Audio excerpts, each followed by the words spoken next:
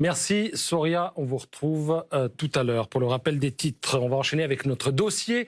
Ce soir, nous l'avons intitulé « Entrepreneur, le choix du Made in France ». Faut-il y voir un simple effet de mode? Faut-il y voir une conséquence de la crise sanitaire? Ou alors une tendance durable, patriotique? Toujours est-il que le concept du Made in France semble plein de vigueur par les temps qui courent. Cela étant dit, est-ce si facile de vendre et surtout de produire Made in France? C'est une des questions auxquelles nous allons tenter de répondre avec nos invités. Je vous les présente. Justine Hutto, vous êtes fondatrice de Respire. Vous vendez des cosmétiques français et responsables. C'est important parce que dans votre esprit, ça va ensemble. Naturel et responsable. Amélie Collomb, vous êtes fondatrice de Tsiganette. Alors vous, c'est du textile que vous proposez, mais du textile 100% français, j'allais dire même 100% parisien. On va en reparler. Parisien. Stéphane de Vulder, vous êtes fondateur de la fabuleuse French Fabric et vous êtes grand défenseur devant l'éternel du Made in France. Merci à tous les trois de votre présence sur ce plateau ce soir. Alors avant de vous donner la parole, on va se tourner vers notre écran géant et interactif où on va retrouver Claire Giroux. Bonsoir Claire. Bonsoir Patrice. Que recouvre la notion de Made in France ?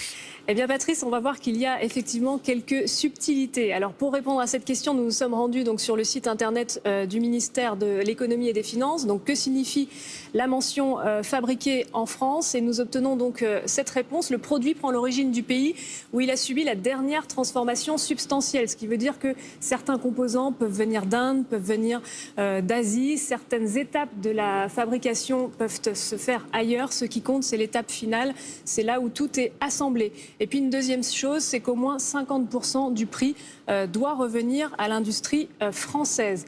Alors le Made in France, ça nous fait immédiatement penser à un homme politique, Arnaud Montebourg, qui posait en 2012 en marinière à la une du Parisien, donc le ministre du redressement productif. On va écouter ce qu'il disait à l'époque. Nous n'avons pas d'autre choix que de reconstruire une force de frappe industrielle.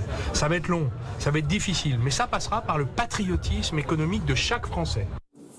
Voilà, donc le ministre du redressement productif qui à l'époque était un peu l'ambassadeur du Made in France, qui d'une certaine façon, on peut dire, a impulsé un mouvement qui n'a cessé finalement de prendre de l'ampleur. Alors Claire, ça c'était en 93. Aujourd'hui, est-ce que ce besoin, cette envie de Made in France est toujours aussi forte? Alors oui, c'était en 2012, 2013, et puis ça n'a cessé de prendre de l'ampleur. On va regarder donc ce premier sondage sur l'engouement du Made in France. Les entreprises doivent-elles ramener leur production en France? Les Français disent oui à 42%. Est-ce qu'il faut payer plus cher pour acheter français? Là aussi, les Français répondent oui à 75%, donc 3 Français sur 4. On va également regarder ce petit sondage donc, de IFOP. Là aussi, on voit donc à la question quels critères les clients attachent-ils le plus d'importance. Donc c'est bien sûr la qualité du produit qui intervient en premier, ensuite le prix. En troisième position, le pays de fabrication. Mais on voit qu'au fil des années, ça a évolué. Là où la qualité du produit était très importante, elle le devient moins. Le prix également. En revanche, le pays de fabrication devient de plus en plus important, puisqu'en 2011, vous voyez qu'il était de 15%, et aujourd'hui, il est donc de 21%. Et puis, bien sûr, le Covid a amené également du changement partout dans les consciences, une prise de conscience de notre dépendance dans la fabrication, notamment de médicaments, de masques, mais plus généralement, notre prise de conscience de la dépendance économique de la production française en général. Merci Claire et merci d'avoir corrigé. J'ai situé Arnaud Montebourg en 1993. À l'époque, il avait des culottes courtes. C'était bien 2012, 2013. Alors, je vais commencer par un rapide tour de table. Vous êtes tous ici d'ardents défenseurs du Made in France. Qu'est-ce qui vous a amené sur ce terrain? Est-ce que c'était une démarche initialement patriotique ou pas? Allez-y Justine, commencez. Alors, démarche patriotique, je ne sais pas. Oui, bien sûr, je suis très fière d'être française. D'ailleurs, je suis franco-belge. Je ne suis pas que française, mais j'ai grandi en France. Par contre, en fait, quand j'ai lancé mon entreprise, quand j'ai lancé Respire, pour moi, ça faisait du sens, clairement, d'aller chercher des partenaires français, de développer ma marque sur le marché français et de faire travailler des Français et puis moi-même d'embaucher des Français. Donc, en fait, quand j'ai commencé à travailler sur le projet, c'était comment je fais pour créer un déodorant naturel. Et donc, j'ai tout de suite cherché des laboratoires français pour répondre à cette question. Amélie, démarche patriotique ou pas spécialement? Alors, patriotique, parce que dans mes habitudes de vie, j'ai toujours consommé le plus français possible. Alors, personne n'est parfait, mais j'ai toujours fait en sorte que ce soit le plus dans ce sens-là. Mais aussi par côté pratique, parce que comme ça, tout est sectorisé et c'est très local. Et pour contrôler nos productions et tout ça, c'est quand même plus facile quand c'est à côté de chez nous qu'à l'autre bout du monde. Alors on va revenir au côté pratique tout à l'heure, parce qu'il y a aussi parfois des désavantages, hein, ça coûte un petit peu plus cher qu'à l'étranger. En ce qui vous concerne, Stéphane, la démarche est patriotique ou pas? Je précise quand même que vous avez été pendant une quinzaine d'années directeur financier chez Renault, donc vous avez déménagé 15 ou 20 fois en une quinzaine d'années. Vous avez vu ce qui se passait à l'étranger et c'est en revenant en France que vous avez dit finalement c'est le plus beau pays du monde? Non, en fait c'est vraiment l'envie d'agir et en étant à l'étranger. Globalement, j'étais assez frustré de voir la situation en termes de désindustrialisation de la France. On a finalement touché le fond de la piscine il y a quelques années.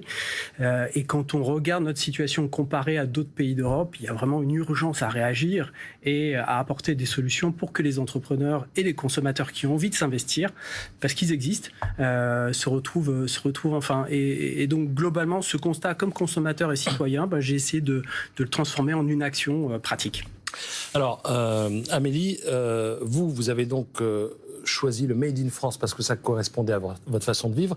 Quels sont les avantages que vous avez à faire du 100% français et, je le disais tout à l'heure en introduction, du 100% parisien? Ouais. Ça permet d'avoir un œil sur ce qui se passe? Exactement. Ça permet d'avoir un œil et d'être toujours au plus proche de l'action, de pouvoir rectifier quand des fois il y a des erreurs. En fait, on n'a pas besoin d'attendre que ça vienne. Donc déjà, on raccourcit les délais parce qu'on n'a pas de temps de transport outre mesure d'aller jusqu'à notre atelier qui est à moins de 40 minutes de notre maison. On peut rectifier tout de suite quand on voit qu'il y a des défauts sur la conception, que c'est pas exactement ce qu'on avait imaginé. On rectifie le tir et en fait on gagne du temps vraiment sur toute notre production et ça change tout. Et dans votre domaine, qui est le domaine textile, Ouais. quelles étaient les alternatives, les autres possibilités? Les autres possibilités, le plus éthique, c'était autre part en Europe. Mais là, c'est pareil, je ne me voyais pas aller faire produire au Portugal ou en Italie. Et en sachant que déjà, il y a la barrière de la langue. Moi, je parle que français. Donc, pour être avec mes collaborateurs, c'est quand même plus facile de parler la même langue. Et en même temps, je préfère me dire que toutes les personnes qui travaillent pour mon entreprise, pour mes vêtements d'allaitement, sont des Français et qui ont un salaire français et qui ont le même train de vie que nous, en fait. Alors, vous avez prononcé un mot important, le mot éthique. Est-ce que c'est une notion qui vous anime également parce que vous faites des produits dont vous souhaitez aussi qu'ils soient excellents pour la santé? Exactement. C'est pas toujours le cas des cosmétiques. Hein. On a vu qu'il y en avait certains, parabènes, machin, etc. Bon. Exactement, et c'est le cœur en fait de Respire dès le début. C'était l'idée de créer des produits d'hygiène qui soient complètement sains pour notre corps, où on bannit tous les ingrédients qui sont controversés et avec des formules qui sont donc naturelles, au minimum 95% d'ingrédients d'origine naturelle et qui sont super agréables à utiliser, super sensorielles et en fait faire comprendre à un maximum de personnes que c'est pas parce qu'on va consommer du bio ou du naturel que ça va pas être efficace. Vous n'auriez pas pu le faire à l'étranger, ça?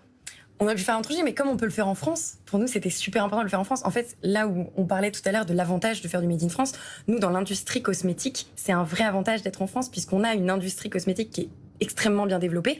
On a énormément de laboratoires et la France est très connue pour sa force en recherche et développement en cosmétique. Alors, question à laquelle je vous demandais de répondre très rapidement parce que je pense que Stéphane aura des choses à dire.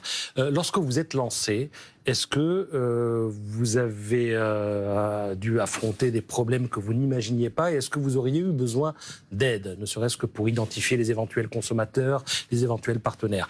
Rapidement, est-ce que vous avez eu besoin de cette aide? Vous l'avez trouvée, pas trouvée? J'ai pas eu besoin de cette aide parce que notre marque s'est créée sur une demande d'une communauté qu'on avait déjà en tant que perso sur Instagram. Et il y a eu cette demande de faire des vêtements d'allaitement, donc j'ai eu besoin de personnes pour trouver les acheteurs et pour savoir vers qui me tourner et qui étaient mes clients. Ils étaient donc déjà vous y êtes allé seul, quoi, quasiment. Ouais. Et vous, Justine, rapidement? Et nous, on a eu besoin de partenaires de laboratoire. Moi, j'ai fait une école de commerce, donc je savais absolument pas comment on formulait un produit cosmétique. Et en fait, en effet, j'ai dû contacter peut-être une centaine de laboratoires pour qu'il y en ait 3 qui me répondent. Donc, Oui, en fait, il faut y aller avec beaucoup de conviction et essayer de convaincre les meilleurs laboratoires pour travailler avec nous. Alors, est-ce que c'est là, Stéphane, que vous avez un rôle à jouer, ou vous entendez jouer un rôle avec ce que vous avez monté, hein, je répète, la fabuleuse French Fabric. Qu'est-ce que c'est ? Tout à fait. En fait, notre constat, c'est que globalement, il y a une énergie et une effervescence en termes de création d'entreprises, beaucoup d'entrepreneurs qui se lancent avec des idées qui sont originales et qui méritent vraiment d'atteindre le marché. Et en même temps, les consommateurs qui sont intéressés par le Made in France ont du mal à identifier ces produits pour de multiples raisons. On a fait une étude IFOP et on se rend compte que 6 Français sur 10 disaient avoir un accès difficile aux produits du Made in France, qui peut sembler assez...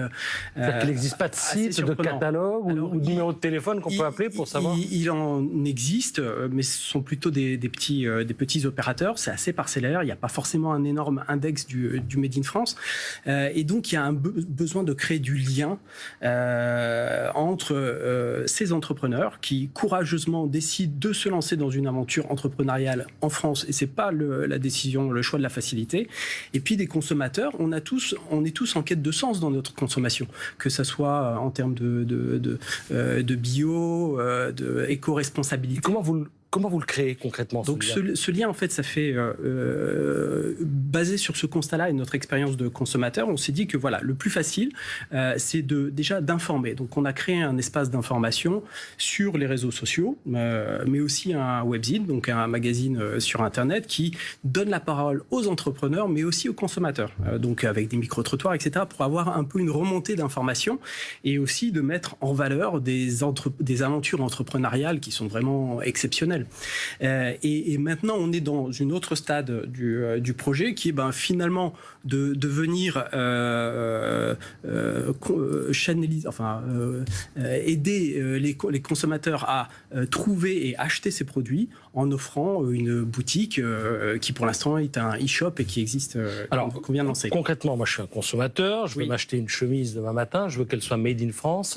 Est-ce que je vais sur votre webzine ou sur votre site et est-ce que je trouve des adresses d'entrepreneurs qui fabriquent du Made in France et des chemises notamment? Donc il y a, oui, par exemple, on a un partenaire qui fait des chemises à Bordeaux. Donc pour répondre à votre question, c'est tout à fait possible. Alors c'est une aventure qui commence, hein, donc le nombre de partenaires. Et la communauté est amenée à grandir. Bien sûr, bien sûr.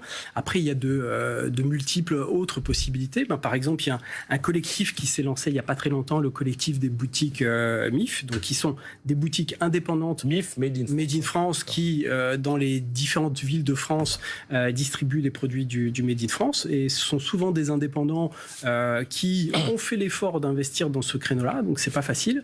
Et ça peut être une bonne idée, par exemple, de réussir à identifier la boutique à Bordeaux, à Lyon, à Paris, qui est spécialisée sur ce créneau-là. C'est un espace de découverte. Quels sont les produits les plus Made in France compatibles, j'allais dire? Bon, là on a des exemples avec le textile, mais le textile est quand même un domaine très concurrentiel avec des choses fabriquées au Maroc, au Bangladesh, au Portugal. Vous y avez fait allusion.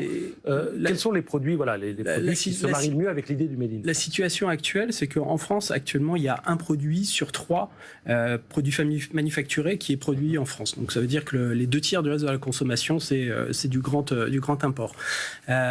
Globalement, il y a le textile. Textile, on a perdu 90% de nos emplois sur les 30 dernières années. Donc il y a quand même beaucoup à rebâtir. Hein. Il y avait 600 000 personnes, maintenant il n'y a plus que 60 000. Ça augmente légèrement, mais il y a encore beaucoup de marge de progression. Si on prend par exemple l'horlogerie, l'horlogerie, cette montre, c'est une montre routine, c'est fait en Franche-Comté. Il y a Florian Chausson qui a lancé une marque et qui essaye de reconstruire à peu près de zéro une industrie horlogère française. Il y a la cosmétique, il y a les chaussures, l'électroménager. Par exemple, on travaille avec une marque toulousaine qui s'appelle Keep It, qui essaye de recréer une filière électroménager française en lançant des produits contre l'obsolescence programmée. Donc voilà, il y a énormément d'initiatives dans tous les secteurs, mais encore une fois, on part de très très loin. On part de très très loin. L'industrie en France, c'est 3 millions d'emplois. On a perdu 1 million d'emplois. Et si on compare avec l'Allemagne, on s'aperçoit que là-bas, il y a une conscience patriotique dans ce domaine, en tout cas industriel, qui qui est plus important. Bien C'est sûr. aussi notre histoire. Oui, et puis il y a sûrement des choix qui ont été faits il y a 20 ou 30 ans qui ont permis de sauvegarder une structure industrielle. Par exemple, en France, il y a quasiment 3,6 d'impôts de production. Donc 3,6% de la valeur ajoutée. En Allemagne, c'est 0,5%. Donc nos entrepreneurs, ils se baladent déjà avec un boulet de 3%, sans parler... Qui se retrouvent évidemment sur la facture. Qui se retrouvent sur les prix, qui se retrouvent sur les marges, etc. Je nous interromps, c'est le rappel des titres tout de suite avec Soria Khaldoun. Bonsoir à tous. Et à la une du journal de 22h, l'État qui va mettre sur la table à coup sûr plusieurs centaines de millions d'euros pour reconstruire les villages dévastés par les crues dans les Alpes-Maritimes. C'est une déclaration d'Emmanuel Macron sur France 2 tout à l'heure. Le chef de l'État qui s'est rendu auprès des sinistrés cet après-midi. Une Française lauréate du prix Nobel de chimie, elle s'appelle Emmanuelle Charpentier. La généticienne de 51 ans et son acolyte américaine Jennifer Doudna ont mis au point des ciseaux moléculaires capables de modifier les gènes humains.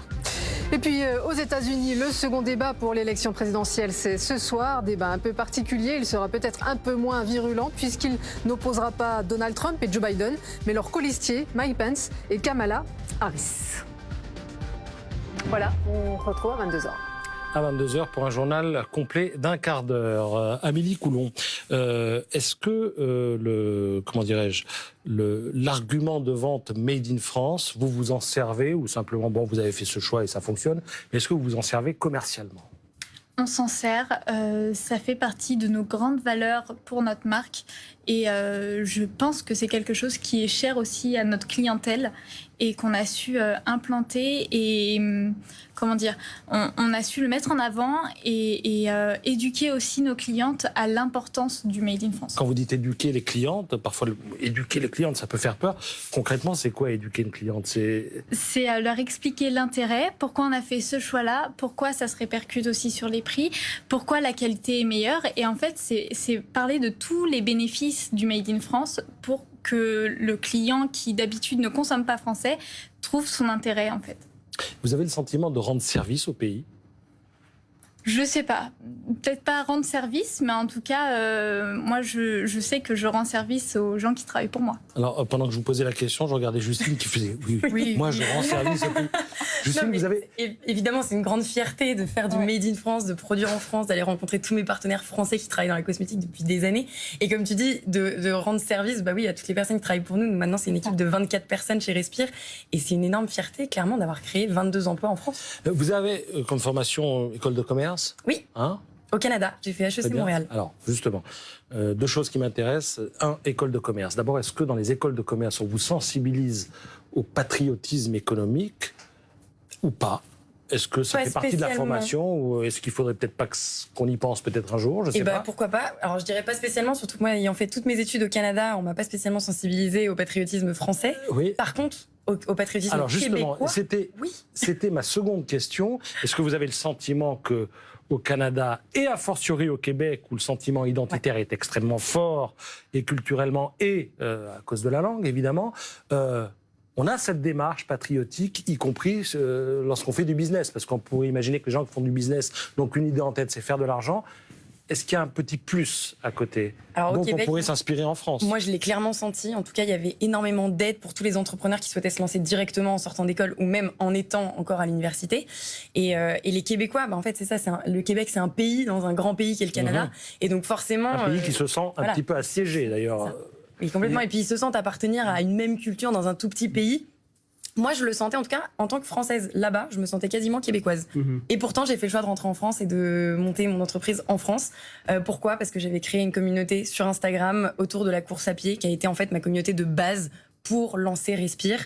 Et c'est cette communauté de 20 000 personnes à l'époque qui m'a permis finalement de les sonder et d'avoir les meilleurs avis. Et d'ailleurs, un des avis qui est revenu de la communauté, c'était de mettre mon petit drapeau français sur tous mes produits, comme argument clairement de vente pour tous mes produits, puisque c'est une grande demande de la part de la communauté. Le bleu, le blanc et le rouge font vendre quand on les met côte à côte. Mais c'est en fait au-delà de ça, globalement dans les pays dans lesquels j'ai vécu, les gens ont une relation au consommé local qui est plus simple. Il n'y a pas cette question du patriotisme, etc. C'est juste finalement un raisonnement une évidence du bon sens. Les impacts écologiques sont meilleurs, il y a un impact positif sur la communauté, etc. Et les gens le vivent pas forcément comme un acte patriotique, mais juste comme finalement une consommation plus raisonnée, plus raisonnable et de bon sens. Et je pense qu'il faut qu'on réussisse à passer cet aspect finalement consommation patriotique, parce que non, c'est une consommation altruiste et une consommation de bon sens. Et donc il faut réussir à dédramatiser ce sujet du Made in France, autrement on ne va pas réussir à avancer. Est-ce qu'il y a selon vous aujourd'hui un bonus lorsqu'on veut être entrepreneur, qu'on veut se lancer dans le Made in France, qui est proposé par les pouvoirs publics, les autorités, je ne sais quel organisme? Alors, il y a, pour les entrepreneurs qui se lancent sur le Made in France, il y a des dispositifs de soutien, par exemple les réseaux Entreprendre dans les différentes régions qui supportent souvent ce type d'initiative. On avait BPI, mais qui supportait énormément les projets innovants, technologiquement, et pas forcément, par exemple, quelqu'un qui se lance dans la production de chaises Made in France va pas forcément était pas forcément supporté par BPI. C'est en train de changer. Et quand vous dites supporter concrètement, au quotidien, ça veut dire quoi? C'est de l'argent, c'est du conseil? Ça va être des financements, de l'accès du financement plus facile, ça va être des subventions, etc. Donc, et aussi, bien sûr, du mentoring, donc des conseils parrainés par des entrepreneurs qui sont déjà passés par là. Donc, il y a énormément de dispositifs qui existent. Ça va encore se renforcer parce qu'il y a, je pense, eu une prise de conscience sur le fait qu'on était sur un sujet qui était stratégique pour l'aménagement des territoires, pour finalement la bonne vie dans notre communauté nationale. Donc il y a cette volonté d'agir. Mais après, les pouvoirs publics ne vont pas pouvoir agir seuls. Il faut qu'en même temps, tout le monde pousse dans la même direction. Entrepreneurs, consommateurs et pouvoirs publics. Alors tout à l'heure, Justine nous expliquait que le petit drapeau bleu-blanc-rouge fonctionnait bien. Oui. Est-ce que ça correspond aussi au retour que vous avez de la clientèle, on va dire étrangère, si tant est que vous en ayez eu? On a pas mal de clients belges et suisses, pour notre part, et quelques-uns aux États-Unis. Et effectivement, même pour eux, c'est important que ce soit du Made in France parce que je pense que c'est un gage de qualité, vraiment, et le savoir-faire français est quand même reconnu, en tout cas dans l'industrie du textile, comme un gage de qualité et de belle finition et de savoir-faire. Alors, je voudrais revenir sur Respire. Vous avez choisi ce mot, c'est pour du cosmétique. C'est un nom bien français, on va dire. Lorsqu'on choisit son nom d'entreprise et qu'on pense forcément, on se dit tiens, si ça marche, un jour j'exporterai. Est-ce que un nom français peut être pénalisant ou est-ce qu'il faut essayer de trouver un nom qui soit international ou qui fonctionne un petit peu partout? C'est une réflexion que vous avez eue ou pas? Évidemment, nous on cherchait un nom d'ailleurs qui fonctionne en France et qui soit un mot compris en France, mais qui fonctionne aussi à l'international. Et d'ailleurs, Respire se dit en anglais. C'est un mot anglais et en espagnol c'est respira. Enfin, en fait, ça se dit quasiment dans toutes les langues. C'est juste que c'est un mot qui est plus soutenu en anglais qu'on emploie quasiment jamais, qui veut dire prendre une grande inspiration. Donc en fait, pour nous, ça signifiait vraiment autour du bien-être, autour de l'action de prendre soin de soi. Et en même temps, c'était un verbe d'action et c'était exactement ce qu'on cherchait avec le fait de respirer. Voilà, respirer. Respirer, finalement, c'est la vie. Hein, donc voilà, quand on a trouvé ce nom-là, on s'est dit, c'est le bon. Respirer, c'est la vie. Ce sera le mot de la fin. Merci à tous les trois. Merci. D'avoir contribué à ce dossier. C'est l'heure de la météo.